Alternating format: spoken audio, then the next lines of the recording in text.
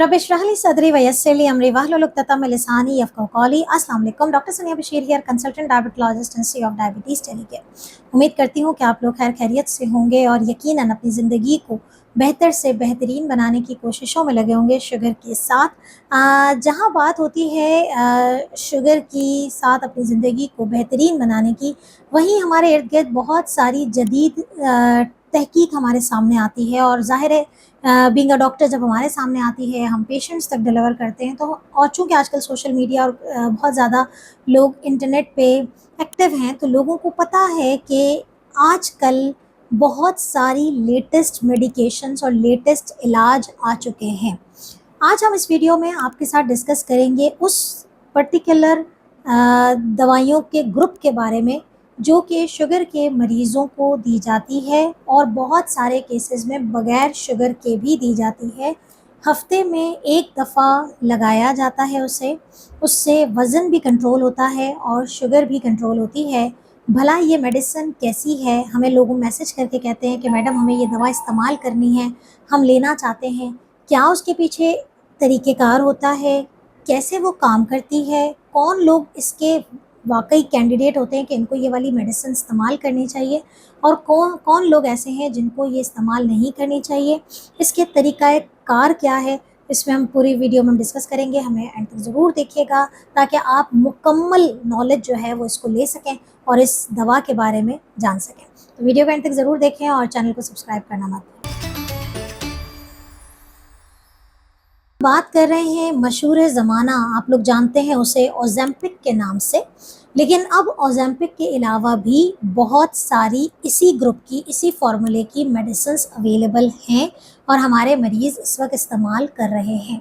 सवाल ये है कि ये मेडिसिन क्या चीज़ है? ये देखिए मेडिसिन एक इसको कहते हैं बेसिकली GLP-1 एनालॉग। इसका काम क्या होता है? इसके काम बेसिकली 3 काम होते हैं। नंबर 1, ये लबलबे से इंसुलिन की सिक्रीशन को बेहतर बनाता है ताकि ज़्यादा इंसुलिन मिलेगी तो वो काम की जो सहूलत है वो आसान हो जाएगी, इंसुलिन की जो रेजिस्टेंस है वो बेहतर हो जाएगी। दूसरा इसका काम ये है कि ये मैदे में जब आप खाना खाते हैं तो खाना मैदे से बहुत स्लोली रिलीज़ होता है। जब वो स्लो रिलीज़ होगा तो मैदे में वो बहुत ज़्यादा टाइम तक पड़ा रहेगा, जिसकी वजह से आपको खाने की इतनी जल्दी क्रेविंग नहीं होगी और भूख नहीं लगेगी। तीसरा इसका काम क्या होता है? तीसरा इसका काम ये होता है कि ये दिमाग में हमारा जो भूख कंट्रोल करने का सेंटर होता है, वो उसको दबा देता है। क्या होता है उसकी वजह से? जब ये वाली मेडिसिन ली जाती है तो अमूमी तौर पे सबसे बड़ा इम्पैक्ट इसका ये है कि ये भूख को कंट्रोल करता है। जब भूख कंट्रोल हो जाएगी तो आप ज़ाहिर है स्नैकिंग्स नहीं करेंगे, ज़्यादा नहीं खाएँगे। जब ज़्यादा नहीं खाएँगे तो क्या होगा? शुगर भी कंट्रोल होगी और फिर वज़न भी कंट्रोल होगा। ये बेसिकली इसका जो है वो फ़िलॉसफ़ी है। अब इस नाम पे बहुत सारी मेडिसिन्स अवेलेबल हैं, जिसमें हमारे पास सीमाग्लोटाइड में हमारे पास ओज़ेम्पिक भी आती है, हमारे पास वीगोवी भी आती है और अब पाकिस्तान में भी बहुत सारी मेडिसिन्स अवेलेबल होने लगी हैं, लेकिन उनको FDA ने अप्रूव नहीं किया है for weight loss and for sugar control. Although उनका काम यही है, लेकिन FDA ने अभी उनको अप्रूव नहीं किया है। ओज़ेम्पिक और वीगोवी इस वक्त अप्रूव्ड है, लेकिन इस वक्त हमारे पास दूसरी जो अवेलेबल हैं, आपके पास सेमाटाइड आ जाती है, आपके पास सीमा-पी आ जाती है। तो सीमाग्लोटाइड के लोकल फार्मूलाज जो हैं वो अभी FDA ने अप्रूव नहीं किए हैं, लेकिन फ़र्क सिर्फ इतना है कि जो आप ओज़ेम्पिक वगैरह के इंजेक्शन खरीदते हैं वो थोड़े महंगे होते हैं और अगर आप पाकिस्तान बेस्ड फार्मूला खरीदते हैं तो वो थोड़े चीपर ऑप्शंस होते हैं। ये सवाल इसके अलावा भी हमारे पास दूसरे ऑप्शंस आते हैं इसी ग्रुप GLP-1 में। आपके पास जो है वो ट्रुलिसिटी आ जाता है, आपके पास मोंजारो आ जाता है। ये मैं नाम इसलिए ले रही हूँ क्योंकि मेरे सुनने वाले सिर्फ पाकिस्तान में नहीं हैं, अल्हम्दुलिल्लाह पूरी दुनिया से हमें सुना जा रहा है। मैं बात कर रही हूँ पूरे कलेक्शन की, जिसमें ये तमाम मेडिसिन्स मौजूद हैं। क्यों हमें देनी पड़ती है? देखें, हमें उन लोगों को देनी पड़ती है ख़ास तौर पे जिनका वज़न आउट ऑफ कंट्रोल जा रहा हो। BMI अगर 27, BMI कैसे कैलकुलेट करते हैं? हमारे मोबाइल ऐप डाउनलोड करेंगे, वहाँ पर हाइट और वेट लिखेंगे, आपको ऑटो BMI कैलकुलेट करके मिल जाएगा। अगर आपका BMI 27 से ज़्यादा होता है, यानी कि आप मोटापे के मरीज़ हैं, मोटापा कंट्रोल से बाहर है और साथ में मोटापे की वजह से शुगर कंट्रोल से बाहर हो रही है, या मोटापे की वजह से कोलेस्ट्रॉल कंट्रोल में नहीं है, वज़न का ब्लड प्रेशर कंट्रोल में नहीं है, हम ये वाली मेडिसिन्स इंडिकेट कर देते हैं। या फिर अगर मोटापा ज़्यादा है लेकिन शुगर नहीं है, वो तमाम लोग जो कि ओबेसिटी का शिकार है, मेरे पास बहुत सारे ऐसे पेशेंट हैं, रजिस्टर्ड है हमारे पास, जो कि मोटापे का शिकार है, जिनका बीएमआई 30 से ऊपर होता है, डायबिटिक नहीं है, वहाँ पर भी हम इन मेडिसिन को यूज़ कर सकते हैं।